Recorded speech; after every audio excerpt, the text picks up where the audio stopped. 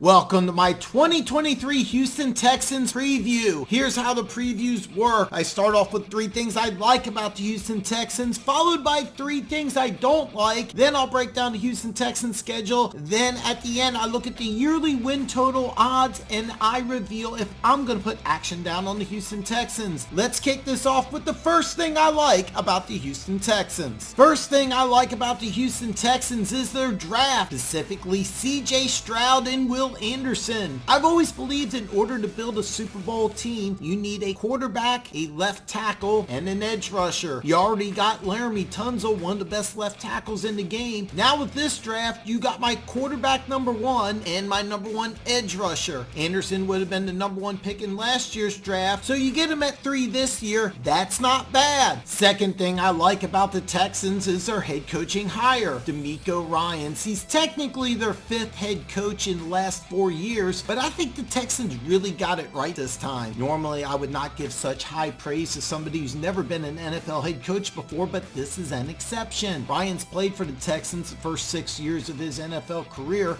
He won Defensive Rookie of the Year honors and went to 2 Pro Bowls as a Texan. Fun fact, when he won Defensive Rookie of the Year, he beat out the number 1 overall pick, Mario Williams, his Texans teammate. Not only do you have someone familiar with the franchise in the city, his defense in San Francisco is very similar to what Lovey ran in Houston last year. The personnel will really need to be the same. You don't need to make widespread changes. In reality, the biggest flaw in Lovie Smith's defense was not having an elite edge rusher, which you got in the draft. Third thing I like about the Houston Texans is that they are in the right division. As I am making this video, it's been finalized that DeAndre Hopkins is going to sign with Tennessee. That said, both Tennessee and Indianapolis drafted quarterbacks who will probably start sometime this year along with CJ Stroud. Except for Jacksonville, the other 3 teams in this division are in a state of flux. Even with Hopkins signing with Tennessee, I still think that they are rebuilding. If you're going to start a rookie quarterback, which I believe the Texans will, it's a big plus that you're in the AFC South, one of the weaker divisions in the league. Now to summarize the 3 things I like about the Houston Texans, I like their draft, I like their head coaching hire, and I like that they are in the AFC South. Now, 3 things I don't like about the Houston Texans. Before I continue, make sure you smash that like button,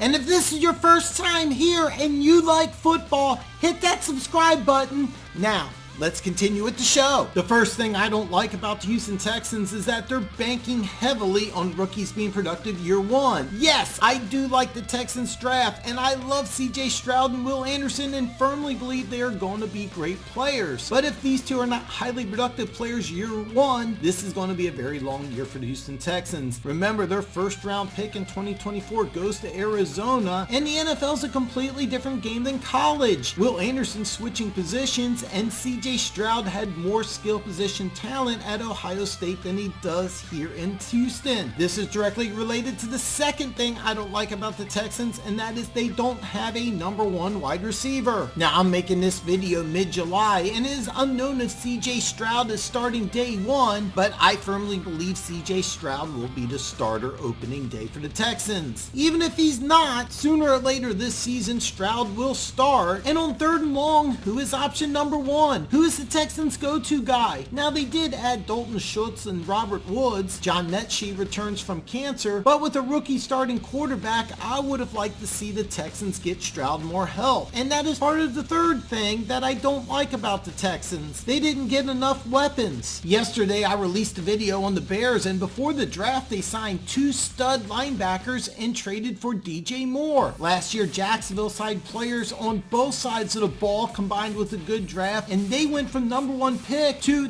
winning a game in the playoffs and advancing to the AFC divisional round. Last year the Texans were 30th in points scored on offense and 31st in yards gained. Defensively, they're 27th in points allowed and 30th in yards allowed. Chicago got a young quarterback last year, and they got him help this offseason. Last year Jacksonville had a young quarterback, and he got help on both sides of the ball. Houston's planning on starting a rookie quarterback sometime this season season, he didn't get near enough help on offense or defense for him really to be successful this year. To recap the 3 things I don't like: number 1, they're banking a lot on rookies. Number 2, they don't have a number 1 wide receiver to help out CJ Stroud. And number 3, lack of playmakers on both sides of the ball were acquired this offseason. Now, let's take a look at the Houston Texans schedule. First thing I notice is an early bye. Now, normally I prefer a bye later in the season, but this gives CJ Stroud a nice break early so he can catch up. Now, after the bye week, they play Carolina. Now, Carolina also has a week 7 bye, so you don't get an additional advantage there. But if you look at the schedule, 4 out of their next 5 opponents are at home and against some winnable opponents, so you could get some wins here. I like that you play Christmas Eve and New Year's Eve at home against the Browns and the Titans week 16 and week 17, and then you end the season at Indianapolis. Now, the way I look at this schedule is I'm really curious what the record is going into the bye, because if you're 2-4 or better, you might be able to make the playoffs. I know it may sound a little crazy, but if you beat Carolina week 8 and you can win 3 out of the next 5 games, that puts you at 6-6 going into week 14. Even if you lose against the Jets, you play Tennessee twice in the next 3 weeks, and you also play Cleveland at home before you finish the season at Indianapolis. If Tennessee starts their rookie quarterback, which I think could happen, the possibility of sweeping the Titans is very likely. And if you beat Cleveland, there is an outside chance the Colts could be packing it in, and while a divisional rival is never easy, you could play a defeated Colts team with the playoffs on the line. Now, let's take a look at the yearly win total odds. The numbers from the left are from DraftKings, and the numbers on the right are from Barstool. And if you notice, the standard on DraftKings is 6.5, while Barstool's at 5.5. However, betting negative 165 on over 5.5 wins isn't really appealing. Now, Caesars also has 6.5, except that it's at plus 120 for the over instead of plus 110 from DraftKings. And